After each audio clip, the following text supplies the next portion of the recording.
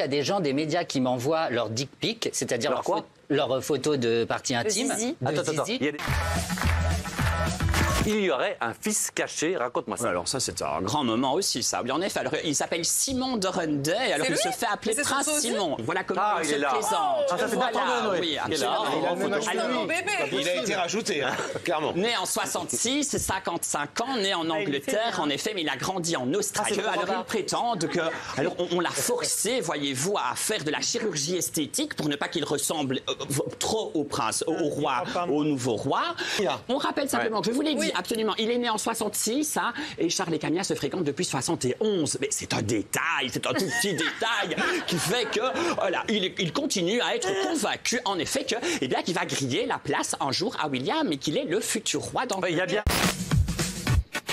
Depuis plusieurs années, c'est la mode à la télévision de relancer d'anciens formats. Une famille en or, Apprendre ou à laisser, et plus récemment la Star Academy. C'est ici que tout a commencé. I'm back. Si ces émissions ont fait des records d'audience et ont marqué toute une génération, leur retour à l'écran n'est pas toujours synonyme de succès. Mais est-ce que vous trouvez que c'est bien? Est-ce qu'on manque pas de créativité? Tiens, tu sais, avis de recherche, Sabatier. Oui. Avis de recherche, ça me manque aussi. Il ne faut pas chercher midi à 14h. Pourquoi ces émissions reviennent? Les jeunes se détournent de la télévision. Ils sont sur les plateformes, ils regardent la télévision sur YouTube, etc.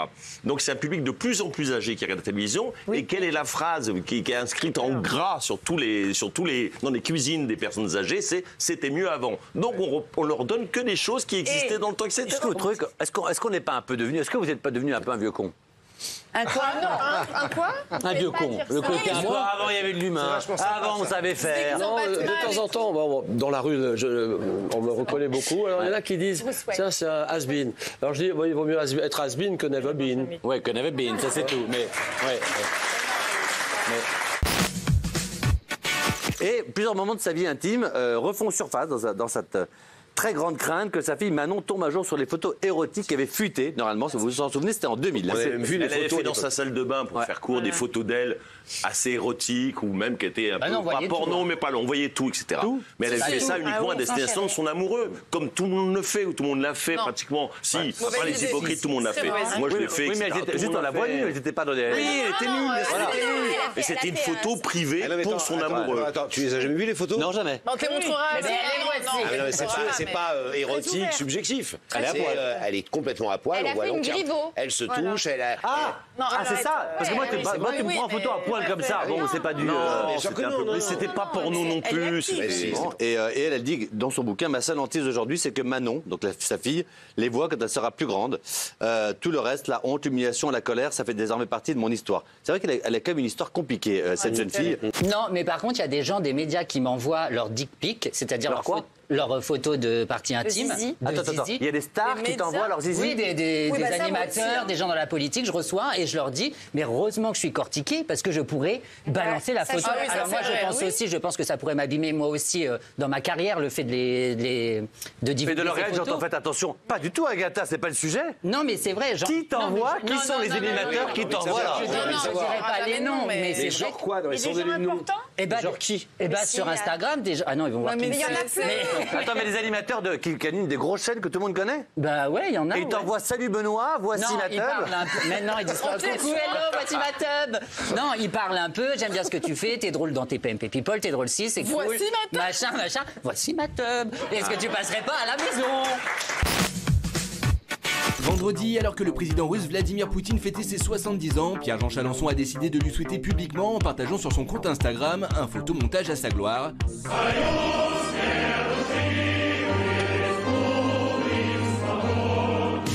Un poste très mal perçu dans le contexte actuel, et l'ancien collectionneur d'affaires conclues n'en est pas à son premier dérapage. En mars 2021, en plein confinement, il est soupçonné d'organiser des dîners privés clandestins dans les salons du Palais Vivienne. Mais alors je souhaite l'anniversaire aux gens que je connais. J'ai jamais souhaité l'anniversaire à Monsieur Poutine. Je connais pas ce monsieur.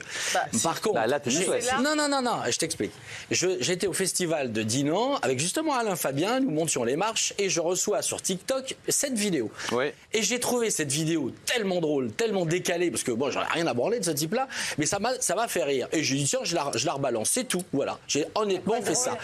Tu avais soutenu Jean-Luc Lehette, il y a encore un beau fait d'armes. Tu avais même poussé un coup de gueule après avoir appris qu'il a été placé en garde à vue. Alors ça, celle-là aussi, c'est du... Ouais, parce que je l'adore, Jean-Luc, c'est vraiment un type. Tu sais quoi, il a violé des filles, mais c'est un pote, quoi. C'est un poteau, ouais. Moi, je suis pas venu pour parler. Avec tout le respect que je vous dois, je pense que vous nous prenez quand même un petit peu pour des imbéciles. Vous savez très bien ce que vous faites. Vous adorez le bad buzz.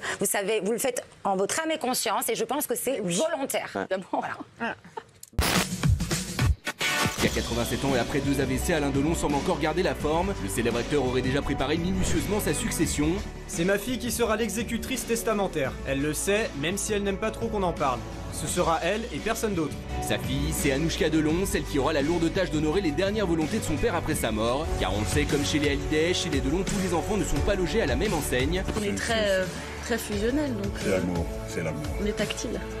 Donc on ne peut pas déshériter. Par exemple, dans le cas d'Alain Delon, si on en parle, il a aujourd'hui 3 enfants. Oui. Ça veut dire que 3/4 de son patrimoine vont obligatoirement, théoriquement, aller aux enfants, et 1/4, il peut en faire ce qu'il veut. Il peut vous l'offrir, il peut vous le donner à vous. Parce que comme la semaine dernière, vous racontez n'importe quoi en fait. Voilà, d'accord, ça va. Non, mais je suis désolée. C'est mon ami, oui. D'accord. Non, mais je vous apprécie énormément. Mais il est suisse, Alain Delon. C'est la même loi. Voilà. Non, c'est pas la même loi. C'est les mêmes dispositions. Non, mais c'est les mêmes dispositions. C'est 3/4, 1/4. Parce que j'ai la moitié de ma famille qui est suisse. Pas du tout. En fait, en Suisse, on fait absolument ce qu'on veut. Donc là, il est naturalisé suisse depuis 84. Alors, vous êtes avocat. Je vous le dis, la loi française et la loi suisse en matière de succession est la même, mademoiselle. Mais maintenant, vous pouvez vérifier. Mais pas du tout. Tu sens que Roland aimerait ajouter un et je t'emmerde, connasse. Tu vas me saouler longtemps sur les plateaux. Pas du tout. Non mais un avocat reste un avocat. Tu vas me faire chier longtemps. Non, mon père exécuteur testamentaire, c'est en fait, elle va respecter les volontés de son père. D'accord. C'est-à-dire s'il y a des choses à donner à certaines personnes. Alors justement, Florian, les infos, est-ce qu'on sait à quoi correspond cet héritage d'Alain Delon? Alors oui, parce que déjà, il y a quelque chose qui, à mon avis, peut vous intéresser, sur lequel vous pouvez nous éclairer, c'est qu'il a commencé, en fait, il a expliqué qu'il détestait les ventes posthumes. Et il a accumulé 15 à 20 millions d'euros, à peu près, rien qu'en collection. Et ça, c'est ce qu'on sait. Il y a tout ce qu'on ne sait pas également. Il a un patrimoine énorme, que ce soit en immobilier, en plein d'autres choses. Vous êtes d'accord, Sophie? En fait, entre Anouchka et les 2 frères, Alain Fabien et Anthony, tout a commencé à ce moment-là. C'est-à-dire qu'ils n'allaient même pas le voir ensemble à l'hôpital. Tout est devenu très, très, très compliqué. On lui a expliqué tout ça après, quand il a commencé à aller un petit peu mieux. D'accord. Et là, il a commencé à prendre des dispositions parce qu'il a bien vu justement qu'entre ses 3 enfants, c'était extrêmement compliqué.